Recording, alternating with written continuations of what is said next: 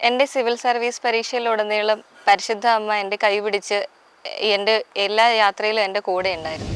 ഞങ്ങൾ കല്യാണം കഴിഞ്ഞിട്ട് 20 വർഷം കഴിഞ്ഞിട്ട് കിട്ടുന്നതാണ് ഈ മോളെ. ഞങ്ങളുടെ 20 വർഷത്തെ കാത്തിരിപ്പാണ് ഷിൽജ.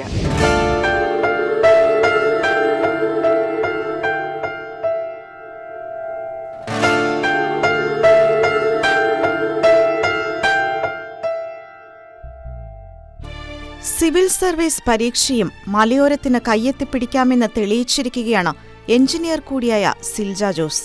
പ്രതിസന്ധികളോട് പൊരുതിയാണ് സാധാരണ കുടുംബത്തിൽ ജനിച്ചു വളർന്ന സിൽജ ജോസ് സിവിൽ സർവീസ് എന്ന സ്വപ്നം യാഥാർത്ഥ്യമാക്കിയത്.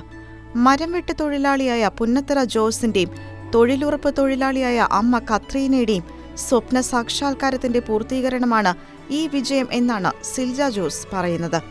സർവീസ് പരീക്ഷയിൽ 529 റാങ്ക് നേടിയാണ് സിൽജ നാടിന്റെ അഭിമാനമായി മാറിയിരിക്കുന്നത്. 4 സെന്റ് ഭൂമിയിൽ നിന്ന് പടവെട്ടി സിവിൽ സർവീസ് എന്ന വലിയ ബഹുമതി കരസ്ഥമാക്കിയ ഒരു കൊച്ചുമിടുക്കി കണ്ണൂർ ജില്ലയിലെ കൊട്ടിയൂരിനടുത്ത പാൽച്ചുരം എന്ന അതിമനോഹരമായ സ്ഥലത്ത് നിന്ന് ഷിൽജ ജോസിൻ്റെ കഥ പറയുകയാണ് ഇന്ന് ഷെക്കേന TV പ്രേക്ഷകരോട്. ഷിൽജയ്ക്ക് ഈ സിവിൽ സർവീസ് പരീക്ഷയിൽ റാങ്ക് നേടിയപ്പോൾ പല പ്രതികൂല സാഹചര്യങ്ങളും, പ്രത്യേകിച്ച് സാമ്പത്തികമായിട്ടും ഭൗതികമായിട്ടുള്ള പല പ്രതിസന്ധികളും ഉണ്ടായിട്ടുണ്ട്. അപ്പോൾ എങ്ങനെയാണ് ദൈവത്തിൻ്റെ കരം ആ റാങ്ക് ലിസ്റ്റ് വന്നപ്പോൾ ഷിൽജയുടെ മനസ്സിൽ ഉണ്ടായത്? ഒന്ന് പ്രേക്ഷകരുമായിട്ട് പങ്കുവയ്ക്കാം. എനിക്ക് ഇത്തവണ റാങ്ക് വന്നപ്പോൾ റാങ്ക് ലിസ്റ്റ് വരുന്നുള്ള പ്രതീക്ഷയുണ്ടായിരുന്നു. ഏതാ റാങ്ക് എന്നറിയില്ലായിരുന്നു. എനിക്ക് ആദ്യം മനസ്സിലേക്ക് വന്ന എൻ്റെ ഇൻ്റർവ്യൂ എങ്ങനെ പോയി എന്നുള്ളതായിരുന്നു. കാരണം മറ്റുള്ള എഴുത്ത് പരീക്ഷയിലൊക്കെ എനിക്ക് തരക്കേടില്ലാതെ മാർക്കുണ്ട്. അപ്പോൾ ഇൻ്റർവ്യൂ ആയിരുന്നു ഏറ്റവും അൺപ്രഡിക്റ്റബിൾ ആയിട്ടുള്ള പാർട്ട്. അപ്പം ഞാൻ ഡൽഹിയിൽ പോയി നിന്നാണ് ഇൻ്റർവ്യൂവിന് കുറച്ച് ദിവസങ്ങൾ നിന്നത്.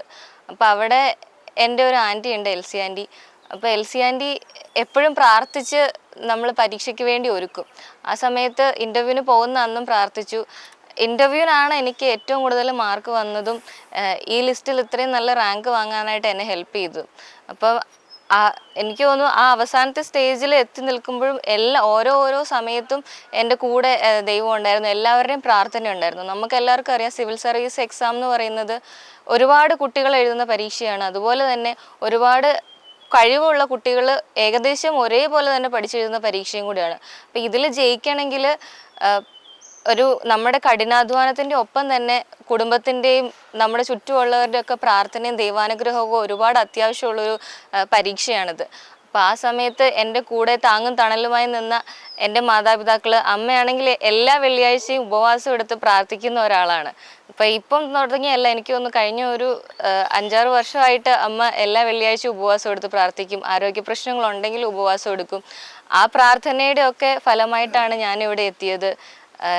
എനിക്ക് തോന്നുന്നു ദൈവത്തിൻ്റെ ഒരു പ്രത്യേക പരിഗണന അല്ലെങ്കിൽ ഒരു അനുഗ്രഹം ഇതിൻ്റെ എല്ലാ ഘട്ടത്തിലും എനിക്ക് അനുഭവപ്പെട്ടിട്ടുണ്ട്. എനിക്ക് ഒത്തിരി സന്തോഷവും അഭിമാനവും ഉണ്ട്. കാരണം എന്താണെന്ന് ചോദിച്ചു കഴിഞ്ഞാൽ, ഞങ്ങൾക്ക് മക്കളില്ലാതിരുന്ന് കല്യാണം കഴിച്ച് 10-20 വർഷങ്ങൾക്ക് ശേഷം ഉണ്ടായ മോളാണിത്. ഒത്തിരി പ്രാർത്ഥനയും ഒത്തിരി കാത്തിരിപ്പിന് ശേഷം കിട്ടിയ മോള്. അവളുടെ ആ ചെറുപ്പകാലത്തെ ജീവിതം എന്ന് പറഞ്ഞു കഴിഞ്ഞാൽ വളരെയധികം ബുദ്ധിമുട്ട് നിറഞ്ഞതായിരുന്നു. ഞങ്ങൾ പേരാവൂരെന്ന് പറഞ്ഞ സ്ഥലത്തു നിന്നാണ് ഇങ്ങോട്ട് പോകുന്നത്.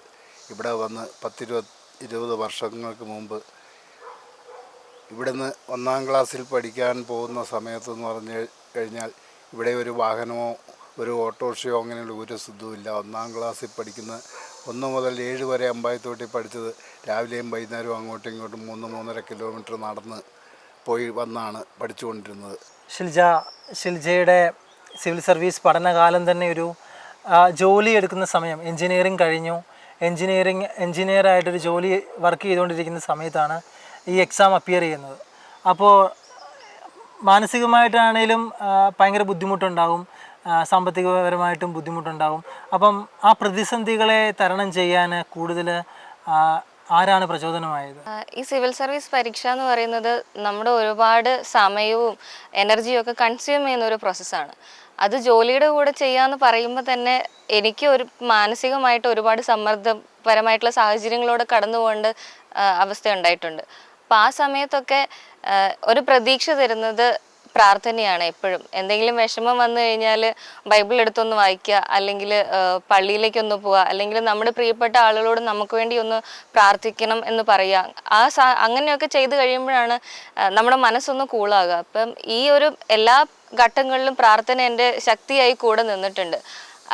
പിന്നെ അതിലുപരി എനിക്ക് തോന്നുന്നു, നമുക്കറിയാം ദൈവം ഈ ഭൂമിയിൽ മനുഷ്യരെ സഹായിക്കാനായിട്ട് ഒരുപാട് ആളുകളെ അയക്കും. അത് എനിക്ക് എൻ്റെ ജീവിതത്തിൽ ഞാൻ നേരിട്ട് അനുഭവിച്ച ഒരാളാണ്. എനിക്ക് ഈ സാമ്പത്തിക പ്രയാസങ്ങളുണ്ടെങ്കിലോ അല്ലെങ്കിൽ പഠിക്കാനുള്ള വിഷമതകൾ ഉണ്ടാകുമ്പോഴും ഒക്കെ എൻ്റെ കൂടെ നിൽക്കാനായിട്ട് എൻ്റെ പ്രിയപ്പെട്ട ആൻറ്റിമാർ എൻ്റെ കൂടെ ഉണ്ടായിരുന്നു. അപ്പം ആൻറ്റിയൊക്കെ എത്രയും പ്രാർത്ഥിച്ച് ഒരുങ്ങി ജീവിക്കുന്ന ഒരാളാണ്. അപ്പോൾ ആൻറ്റിയുടെ പ്രാർത്ഥനകളിൽ എന്നെ ചേർത്ത് വയ്ക്കും. അത് തന്നെ എല്ലാ പ്രാർത്ഥന ഗ്രൂപ്പുകളിലേക്ക് എനിക്ക് വേണ്ടിയിട്ട് പ്രാർത്ഥന സഹായം ആവശ്യപ്പെട്ടുകൊണ്ട് എൻ്റെ ഒരുപാട് റിലേറ്റീവ്സും ഒരുപാട് ഫ്രണ്ട്സും ഒക്കെ ഗ്രൂപ്പുകളിലൊക്കെ മെസ്സേജുകൾ അയക്കുകയും പ്രാർത്ഥിക്കാനായിട്ടുള്ള അപേക്ഷകൾ അയക്കുകയും ഒക്കെ ചെയ്തിട്ടുണ്ട്. എനിക്ക് തോന്നുന്നു അതിൻ്റെയൊക്കെ ഒരു ഫലമായിട്ടായിരിക്കും ഞാൻ ഇന്നിവിടെ എത്തി നിൽക്കുന്നത്. ഞങ്ങൾ കല്യാണം കഴിഞ്ഞിട്ട് 20 വർഷം മക്കളില്ലാതെ ഇരുന്നതാണ്. എന്നിട്ട് പ്രാർത്ഥിച്ചിട്ട് ദൈവത്തോട് ഒത്തിരി പ്രാർത്ഥിച്ചിട്ട് കിട്ടിയതാണ് ഈ മോളെ. അങ്ങനെ ദൈവത്തോട് ആദ്യം നന്ദി പറയട്ടെ. പിന്നെ ഇവക്ക് പഠിക്കണമെന്ന് പറഞ്ഞ് ഇവൾ പഠിച്ച് എൻജിനീയറിംഗ് ചേരണമെന്ന് പറഞ്ഞ് അതിന് ചേർന്നു. അങ്ങനെയാണ് ഇവൾ അവിടെ നിന്നാണ് സിവിൽ സർവീസിന് പഠിക്കണമെന്ന് പറഞ്ഞ് അങ്ങനെ അവൾ പഠിച്ചു. സിവിൽ സർവീസിന് ഉന്നത റാങ്കോടുകൂടി പാസ്സായി. അതിന് ദൈവത്തോട് ഒത്തിരി നന്ദി പറയാം. അപ്പം ഇനി എങ്ങനെ മുന്നോട്ട് മാതാപിതാക്കളുടെ മൂല്യത്തെക്കുറിച്ച് ഇപ്പോഴത്തെ ഒരു യുവജനങ്ങൾക്ക് ഒന്ന് പറഞ്ഞു കൊടുക്കാമോ? എനിക്ക് തോന്നുന്നത് നമുക്ക് ഈ ഭൂമിയിൽ ആദ്യമായിട്ട് നമ്മുടേതാന്ന് പറയാനായിട്ട് ദൈവം തരുന്നത് നമ്മുടെ മാതാപിതാക്കളാണ്. നമ്മൾ കുഞ്ഞു മുതലേ എല്ലാവർക്കും അറിയാമായിരിക്കും, ഒരു കുട്ടിയെ വളർത്തിക്കൊണ്ട് വരുന്നതിന് ഒരു മാതാപിതാക്കൾ എടുക്കുന്ന എഫേർട്ട് എന്ന് പറയുന്നത് നമുക്ക് ഇമാജിൻ ചെയ്യാൻ പറ്റുന്നതിൽ അപ്പുറത്താണ്. അപ്പം അവരുടെ സമയവും അവരുടെ സന്തോഷങ്ങളും ഒക്കെ മാറ്റി വെച്ചിട്ടാണ് കുട്ടികളെ വളർത്തുന്നത്. അപ്പം ഇന്നത്തെ ഒരു സമൂഹത്തിൽ ചിലരെങ്കിലും ചിലപ്പോൾ മാതാപിതാക്കളെ വൃദ്ധസദനങ്ങളിലേക്ക് പറഞ്ഞു വിടാറുണ്ട്. ചിലർ സാഹചര്യങ്ങൾ അങ്ങനെ ആയതുകൊണ്ടായിരിക്കാം, അല്ലെങ്കിൽ ചിലർ ചോയ്സ് ആയിരിക്കാം. പക്ഷെ ഞാൻ പേഴ്സണലി ഇത് ഭയങ്കര പേഴ്സണലായിട്ടുള്ള ഒരു ആൻസറാണ്. അപ്പം എനിക്കൊരു എന്താ പറയുക, ഞാൻ എപ്പോഴും ഞാൻ ബാംഗ്ലൂരാണ് വർക്ക് ചെയ്യുന്നത്. എല്ലാ വീക്കെൻഡ്സും എൻ്റെ വീട്ടിൽ വരിക എന്നുള്ളതാണ് എനിക്ക് ഏറ്റവും സന്തോഷം നൽകുന്ന കാര്യം. കാരണം ഞാനിവിടെ വന്നാൽ എൻ്റെ വർക്കിൻ്റെ ടെൻഷനും എല്ലാം ഞാൻ ഇവിടെ ഈ വീട്ടിൽ കയറി വരുമ്പോഴേക്കും ഇല്ലാതായിപ്പോൾ. അതിന് കാരണം എന്ന് പറയുന്നത് ഇവിടെയുള്ള എൻ്റെ അപ്പനും അമ്മയാണ്. അപ്പം എനിക്ക് എന്തെങ്കിലും വിഷമമുണ്ടെങ്കിൽ എന്തെങ്കിലും സന്തോഷം ഉണ്ടെങ്കിൽ ഒക്കെ എൻ്റേതെന്ന് പറയാനായിട്ട് ഈ ഭൂമിയിൽ ദൈവം നൽകിയ 2 ആളുകളാണ് അവർ. അപ്പം അവരെ എല്ലാ കാലത്തും കൂടെ നിർത്തുക എന്നുള്ളത് തന്നെയാണ് എനിക്ക് എൻ്റെ ഒരു പ്രയോറിറ്റി എന്ന് പറയുന്ന കാര്യം. ഇപ്പം എൻ്റെ സർവീസ് പ്രിഫറൻസിൽ പോലും ഞാൻ അങ്ങനെ ഒരു കാര്യത്തിന് പ്രയോറിറ്റൈസ് ചെയ്തിട്ടാണ് ഞാൻ എൻ്റെ സർവീസ് ഓപ്ഷൻസ് പോലും കൊടുക്കാനായിട്ട് ഒരു ഇമ്പോർട്ടൻറ്റ് പാരാമീറ്റർ ആയിരുന്നു. അപ്പോൾ ഒരുപാട് കുട്ടികൾ നമ്മുടെ നാട്ടിൽ നിന്ന് മാറി നിൽക്കുന്നുണ്ട്. അപ്പം അവരുടെ മാതാപിതാക്കളുടെ കൂടെ നിൽക്കാനായിട്ട് അവർക്ക് സാധിക്കണം എന്നില്ല. അപ്പം ആ അവസരങ്ങളിൽ ഇന്നത്തെ സാഹചര്യം അങ്ങനെയാണ്. അപ്പം എന്തൊക്കെ സാഹചര്യം വന്നാലും നമ്മൾ അവരുമായിട്ടുള്ളൊരു കോണ്ടാക്ട് കീപ്പ് ചെയ്യുക, നമ്മുടേതായിട്ട് കരുതുക, അവർക്ക് അവരുടെ പ്രായമാകുന്ന അല്ലെങ്കിൽ ജീവിത സായാഹ്നത്തിൽ അവർക്ക് സന്തോഷം നൽകുന്ന കാര്യങ്ങൾ ചെയ്ത് കൂടെ നിൽക്കുക. ഇതൊക്കെയാണ് കുറച്ച് നാൾ കഴിയുമ്പോൾ നമുക്കും ആലോചിച്ച് നമ്മുടെ മനസ്സിനോട് നമുക്ക് പറയാൻ പറ്റും, എൻ്റെ മാതാപിതാക്കളുടെ കൂടെ ഞാൻ ഉണ്ടായിരുന്നു എന്നുള്ളത്. അപ്പം എൻ്റെ ഒരു അഭിപ്രായത്തിൽ നിങ്ങൾക്ക് കിട്ടുന്ന സമയമൊക്കെ ക്വാളിറ്റി ടൈം നിങ്ങളുടെ പാരൻസുമായിട്ട് സ്പെൻഡ് ചെയ്യുക, അവരെ ഹാപ്പി ആയിട്ട് നിർത്താനോ അല്ലെങ്കിൽ അവർക്ക് ഹാപ്പിനെസ് കൊടുക്കുന്ന കാര്യങ്ങൾ ചെയ്യാനോ ഒക്കെ ആയിട്ട് സമയം കണ്ടെത്തുക. അൾട്ടിമേറ്റ്ലി അതൊക്കെ ആയിരിക്കും നമ്മുടെ ജീവിതത്തിൽ നമുക്ക് അവസാനം ഓർത്തിരിക്കാൻ പറ്റുന്ന കാര്യങ്ങൾ. അമ്പായത്തോട് സെയിന്റ് ജോർജ് UP സ്കൂളിലും മണത്തണ ഗവൺമെന്റ് ഹയർ സെക്കൻഡറി സ്കൂളിലുമായിരുന്നു +2 വരെ സിൽജയുടെ പഠനം. തുടർന്ന് കോഴിക്കോട് NITയിൽ നിന്ന് എഞ്ചിനീയറിംഗ് ബിരുദവും പൂർത്തിയാക്കിയ സിൽജ ബംഗളൂരുവിൽ മെക്കാനിക്കൽ എഞ്ചിനീയറായി ജോലി ചെയ്തിരുന്നു. സിവിൽ സർവീസ് മോഹം യാഥാർത്ഥ്യമാക്കാനായി ജോലി പോലും രാജിവെച്ച സിൽജ ജോസിന്റെ ജീവിതം അനേകർക്ക് മാതൃകയും പ്രതീക്ഷയുമാണ്.